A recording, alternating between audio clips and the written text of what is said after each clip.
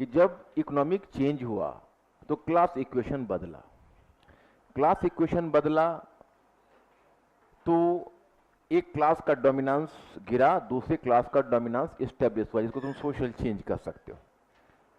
उसका सीधा प्रभाव देखा गया सामाजिक परिवर्तन, सामाजिक परिवर्तन, हाँ वो तो सामाजिक परिवर्तन हुआ। उसका सीधा प्रभाव देखा गया वैचारिक परिवर्तन पर, क्योंकि मैंने आपको बताया कि जो एक खास विचारधारा होती है वह विचारधारा ऐसा नहीं कि धरती फोड़ कर निकलता है, आसमान से गिरता है। उस विचारधारा का एक वैलिड बेसिस होता है, और वो बेसिस कहाँ होता है? तो सोसाइटी में होता है। तो वहां पर आप देखोगे कि जब एक वर्ग होता है, उस वर्ग का जो विशेष दृष्टिकोण होता है वो एक विचारधारा होती है, और जब दूसरा नया वर्ग आता है तो फिर क्या होता है कि उस वर्ग का दृष्टि जो पहला वाला वर्ग होता है उसका डिक्लाइन हो जाता है और दूसरा वाला वर्ग डोमिनेंट हो जाता है। तो उसकी जो विचारधारा होती है वो समाज में प्रिवेल कर जाती है। हम ये मान के बिल्कुल स्टार्क मार्क्सियन रियलिटी को नहीं चल रहे हैं, हम मान के चल रहे हैं जो परिवर्तन होता है उस परिवर्तन में विचारधारा की भी भूमिका होती है। ऐसा नहीं कि केवल भौतिक कारक की भूमिका होती है, विचारधारा की भूमिका नहीं होती है। उसमें अगर फैक्टर ऑफ चेंज के रूप में आपको देखना होगा तो आप उसमें कई चीजों को देखो। जैसे आप इकोनॉमिक फैक्टर को देखो, वैचारिक फैक्टर को देखो, और इतना ही नहीं, अभी जो नए नए रिसर्च आ रहे हैं उसमें माइग्रेशन ऑफ पॉपुलेशन को भी कुछ हद तक माना गया है। जो एक क्षेत्र से दूसरे क्षेत्र में पॉपुलेशन का जो माइग्रेशन हो रहा था वह भी एक वेरिएबल के रूप में काम कर रहा है चेंज में। अब जैसे एक मूविंग इंडिया ही बुक लिखी गई है, या जो माइग्रेशन है, खास के जो इन्वायरमेंटल जो चेंज हुआ, इन्वायरमेंटल चेंज से पहले आपने इंडेंचर्ड लेबर का प्रॉब्लम देखा जो हमने इंपीरियलिज्म में आपको बताया। तो कुछ खास पॉपुलेशन को कुछ खास क्षेत्र में जाके स्टेब्लिश कर दोगे, जैसे अब एशिया में ही एक यूरोपियन पॉपुलेशन स्टेब्लिश हुआ, या लैटिन अमेरिका में ही हुआ, या अमेरिका में ही हुआ, अमेरिकी महाद्वीप में। तो जो पॉपुलेशन का माइग्रेशन होता है वो भी फैक्टर ऑफ चेंज के रूप में काम करता है। इसके अलावा कुछ व्यक्तित्व होते हैं, व्यक्तित्व हालांकि स्वयं आर्थिक सामाजिक परिस्थितियों की उपज होते हैं, परंतु जो कुछ व्यक्तित्व होता है उस व्यक्तित्व की छाप भी इतिहास की धारा पर पड़ती है। तो इस तरह से तीन चार फैक्टर्स काम करते हैं। परंतु चेंज कैसे होता है, इकोनॉमिक फैक्टर कैसे चेंज लाता है, और फिर कैसे उसका क्लास इक्वेशन चेंज होता है, उससे कैसे विचारधारा बदलती है, तो इसी फॉर्मूला के तहत तुमको बढ़ना है। फिर जब विचारधारा में चेंज होगी तो फिर विचारधारा आगे के परिवर्तन का रास्ता फिर तैयार करता है। तो जैसे राजनीतिक परिवर्तन हुआ, और भी आप देखते हो सांस्कृतिक परिवर्तन हुआ, तो ये जो पूरा का पूरा साइकिल, ये चेंज है वो साइक्लिक है। साइक्लिक का मतलब है कि वो ऐसे घूम रहा है, वो ऐसा नहीं है कि वो लीनियर जा रहा है, ये हुआ ये हुआ ये हुआ उसको एंड हो गया। एक घूमता है, एक पहले उसको अफेक्ट करता है, एक डायरेक्शन देता है, और फिर उसी से जुड़ा हुआ जो होता है वो दूसरा उसको फिर एक फैक्टर ऑफ चेंज के रूप में काम करने लगता है। In this way you will just try to find out कि चेंजेज है वो चेंजेज अपने तरीके से बढ़ता चलता है, परिवर्तन होता चलता है, ये फैक्टर ऑफ चेंज के रूप। तो मैं इसी सिलसिले में आप लोगों को बताया था कि सबसे पहले हम लोगों ने देखा ancient Europe and then medieval Europe, और आधुनिक पश्चिम के उद्भव पर आए, यहाँ जैसे पुनर्जागरण से लेकर, और हमने 30 वर्ष युद्ध तक देखा था। उसमें बताया था कि उनका जो आपस में रिलेशनशिप है फैक्टर ऑफ चेंज का, वो आप लोगों को कुछ याद है या भूल चुके हो? तो आवाज इतनी दबी दबी और बैठी बैठी गए, तो इसी में आईएएस क्वालिफाई करो। क्या लगता है कि आईएएस इसी तरह क्वालिफाई कर गए? उसको डाइजेस्ट करना पड़ता है। इतनी दबी दबी आवाज से बात मत करो। मुझे ये बताओ कि जो रिफॉर्मेशन हुआ, प्रोटेस्टेंट मूवमेंट हुआ, उसके पीछे कौन सा इकोनॉमिक फैक्टर, सोशल फैक्टर काम कर रहा है? दिमाग में कुछ है? रेनेशा हुआ, रेनेशा के पीछे कैसे भौगोलिक अन्वेषण काम कर रहा है? दिमाग में है? हमने आप लोगों से डिस्कस किया कि चाइना को पीछे छोड़ते हुए कैसे यूरोप आगे बढ़ गया, कौन फैक्टर काम कर रहा है? दिमाग में है? फिर हुआ आधुनिक पश्चिम का उद्भव। तो आधुनिक पश्चिम के उद्भव के क्रम में तुमने देखा कि दो पहले पावरफुल एंटिटी थे, एक था सामंतवाद और दूसरा था चर्च। इन दोनों का विघटन हुआ, और इन दोनों का विघटन राष्ट्रीय राज्य के उद्भव के लिए आवश्यक था। और फिर सामंतवाद के कब्र से ही शक्तिशाली राजतंत्र का उद्भव हुआ, जिसने अपने पावर को एसर्ट करने का प्रयास किया। उधर मिडिल क्लास भी पहले की तुलना में ज्यादा पावरफुल बनकर उभरा। अब इतिहास में जो मुख्य संघर्ष है वो संघर्ष शुरू हुआ मिडिल क्लास के बीच और मोनार्की और मिडिल क्लास के बीच, वो संघर्ष शुरू हुआ। तो जब मोनार्की और मिडिल क्लास के बीच जब वो चैलेंज शुरू हुआ तो middle class was getting, you can say, encouraged and getting supported by the lower class later. तो तुम जब देखा कि तुमने जब देखा कि पहले कंपटीशन आरंभ हुई है मिडिल क्लास और मोनार्की में, तो we have come to see out enlightenment, तुमने इसको प्रबोधन के रूप में देखा। प्रबोधन क्या था? तो मध्यवर्गीय दृष्टि थी। अब प्रबोधन ने संवैधानिक दृष्टिकोण में क्या परिवर्तन लाया? आधुनिक संविधान का विकास। अगर आप ब्रिटिश संविधान को अपवाद में रखो तो आधुनिक संविधान का विकास कहां से तुम लोग देख रहे हो? प्रबोधन से देख रहे हो। क्या आधुनिक अर्थव्यवस्था का विकास, जिसको मुक्त अर्थव्यवस्था कहते हो, कहां से देख रहे हो? प्रबोधन से देख रहे हो। Are you getting this point? Adam Smith की इकोनॉमिक थ्योरी याद है? अब वहां से तुम आगे बढ़े तब बात आई अमेरिकी क्रांति की। अब अमेरिकी क्रांति तो एक स्वतंत्रता संग्राम था, लेकिन फिर भी तुम उसको क्रांति इसलिए कहते हो कि जो मुद्दा प्रबोधन ने उठाया था उस मुद्दे को अमेरिकी क्रांति ने फर्दर आगे बढ़ाया। या अमेरिकी क्रांति कहीं ना कहीं प्रबोधन से जुड़ा रहा, क्योंकि प्रबोधन ने जो वाणिज्यवाद पर प्रहार किया था, अमेरिकी क्रांति उस वाणिज्यवाद के विरुद्ध विद्रोह था।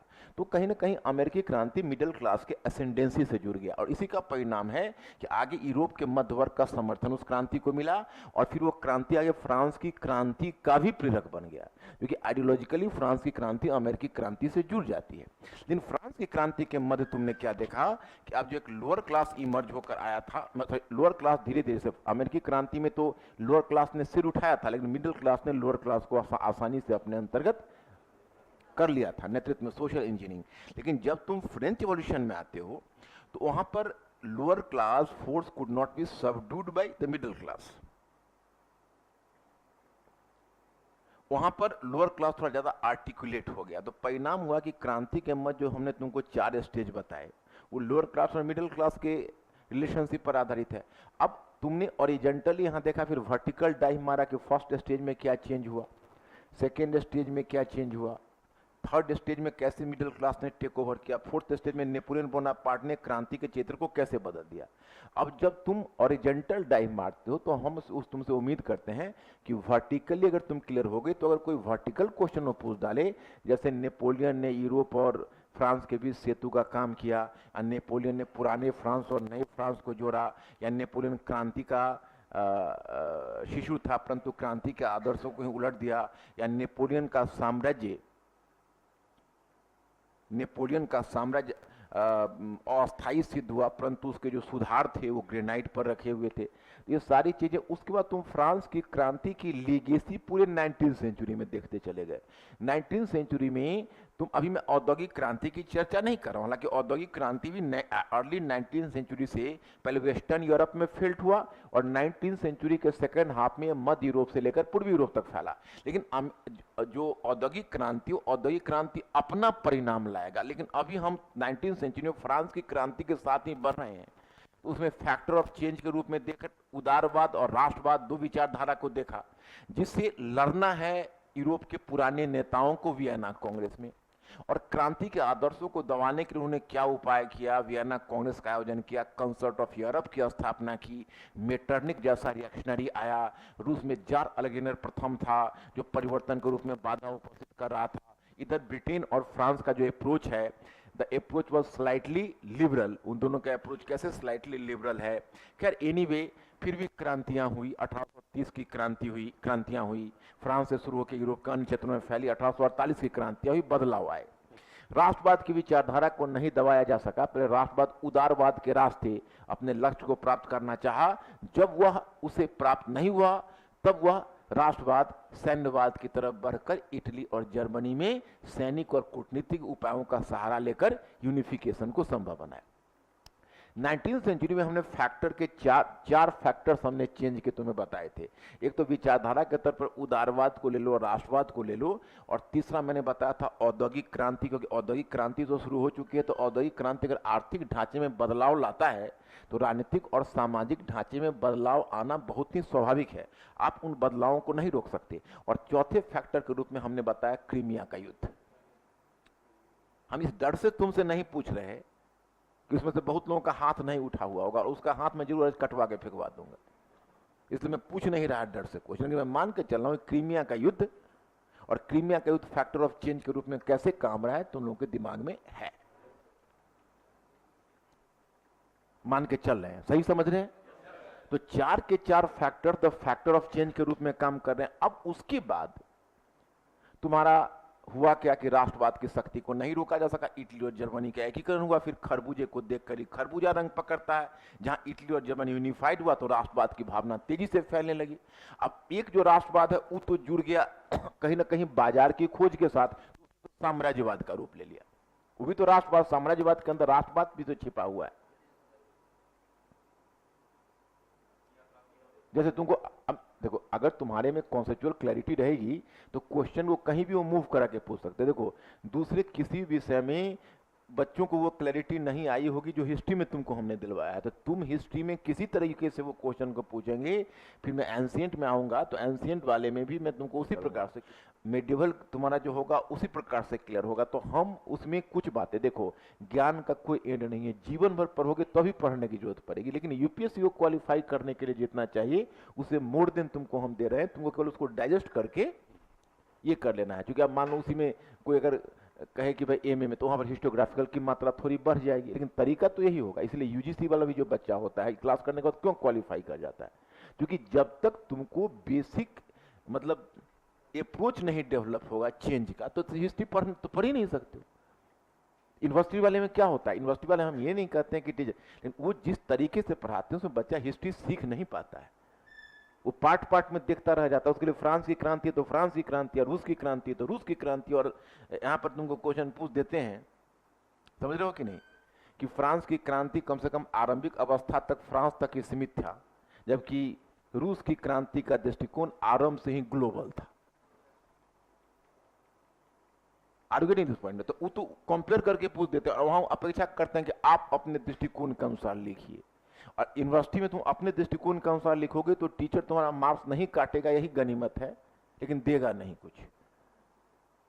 समझ रहे हो कि नहीं, ये प्रॉब्लम आती है वहां पर, इसलिए बच्चों को वहां पर कार्बन कॉपी बना दिया जाता है। अब यूपीएससी की अपेक्षा यूनिवर्सिटी से अलग हो जाती है, और इसलिए जो बच्चा चाहे पीएचडी करके भी आया हो हिस्ट्री से, हिस्ट्री सीखता है यही, समझ उसका यूज यही कर पाता है, वहां यूज नहीं हो पाता। वहां से तुम लाके तो क्लासरूम तक ले आओगे, लेकिन उस तरह का क्वेश्चन तो इसमें पूछेगा नहीं। इसमें तो 150-200 शब्द का क्वेश्चन पूछेगा, तुमको 50 ढंग से घुमाएगा। तो क्वेश्चन को जितने वो डाइवर्सिफाइड करके देंगे, इन्फेरेंशियल देंगे, वो तुमको समझ से लिखना पड़ेगा। यहीं पर क्वेश्चन देखो कि साम्राज्य उग्र राष्ट्रवाद साम्राज्यवाद का पूरक था, टिप्पणी कीजिए, हो जाएगा। उग्र राष्ट्रवाद साम्राज्यवाद का पूरक था, टिप्पणी कीजिए, हो जाएगा। साम्राज्यवाद में मार्केट वाला एक फैक्टर था, लेकिन राष्ट्रवाद वाला भी तो फैक्टर है। हमारे साम्राज्य में सूर्यास्त नहीं होता, और सामाजिक साम्राज्यवाद भी तो है। राष्ट्रवाद पर बल देना उनके हित में है। जैसे तुमको बताता हूं, मैंने क्वेश्चन भी करके तुम्हारे बुकलेट में दिया होगा कि यूपीएससी में 2013, 14 या 15 में पूछा है कि 1914 तक यूरोप के सारे देश मरीज हो चुके थे। हाँ, 1914 तक न केवल तुर्की बल्कि यूरोप के लगभग सभी देश, सभी राष्ट्र मरीज हो चुके थे।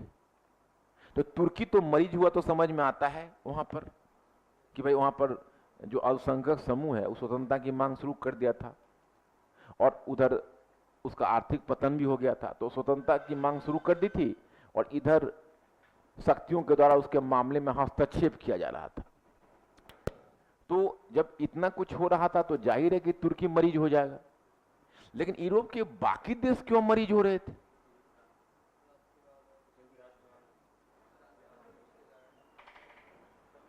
एक आध एसी को बंद कर दो, क्योंकि ज्यादा कूल कर रहा है ना, तो बाहर अचानक से निकलोगे तो गर्मी बर्दाश्त नहीं होगा, शरीर का थोड़ा सा तो बीमार पड़ जाओगे। अगर यहाँ बहुत ठंडा में बैठोगे, बाहर से निकलोगे तो बाहर बहुत गर्मी है, तो थोड़ा बॉडी एडजस्ट करना चाहिए। हमें भी वही दिक्कत होती है, एलर्जी का प्रॉब्लम हो जाएगा। तो एक आध बंद कर दो, कंफर्टेबल रखो, अब चिल्ड नहीं करो उतना। अभी उपस्थिति कम है ना, तो उतना एसी चाहिए नहीं आज। हाँ, तो अब जो उपस्थित नहीं हो, कैसे वर्ल्ड हिस्ट्री को फिर लिंक विंक करेगा, मुझे यही चिंता हो रही है। हम कहते हैं जो भी क्लास पकड़ो ना, उसको आद्योपांत करो, चाहे जो भी दिक्कत हो, क्योंकि इसमें हमारा जो प्रोसेस है ना वो लिंक है। तुम बाकी जगह पर क्लास छोड़ोगे तो तुम्हारा चैप्टर छूटेगा, और यहाँ क्लास छोड़ोगे तो पूरा वर्ल्ड हिस्ट्री का एक पार्ट छूट जाएगा तुम्हारा। फर्क ये होता है ना कि हम लिंक करके पढ़ाते हैं। तो लिंक करके पढ़ाते हैं, तो बीच में अगर क्लास छोड़ोगे तो कॉन्फिडेंस पर फिर बड़ा इंपैक्ट पड़ जाएगा।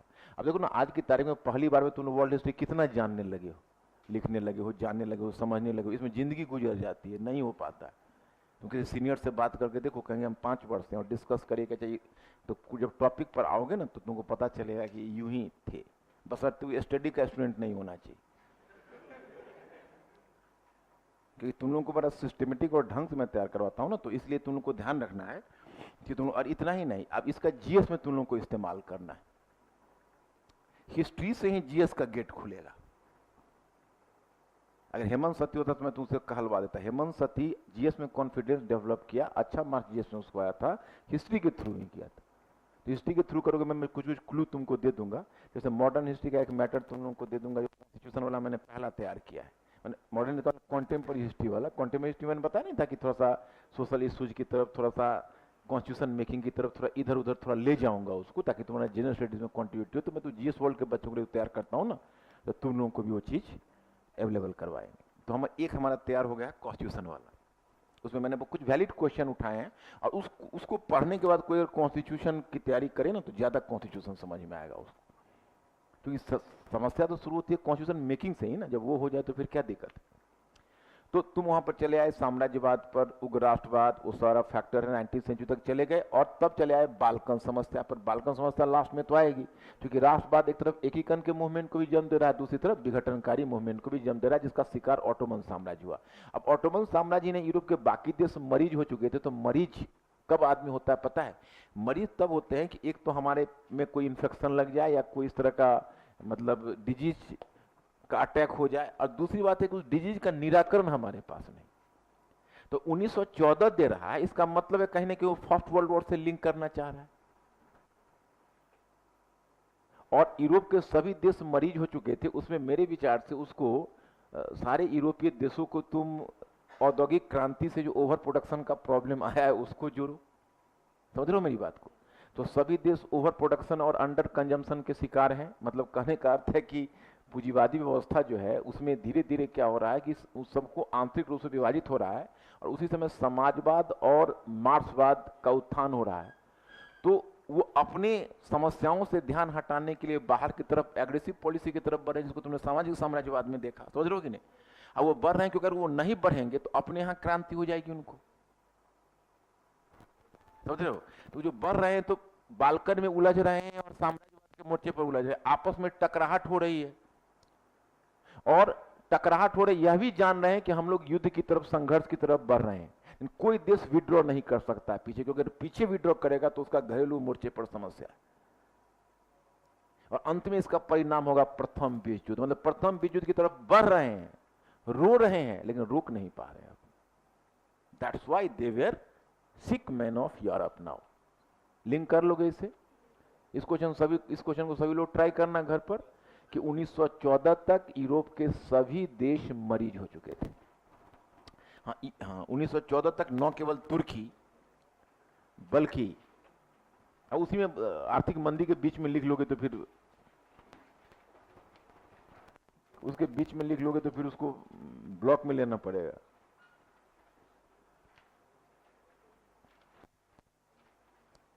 यूरोप के लगभग सभी देश मरीज हो चुके थे।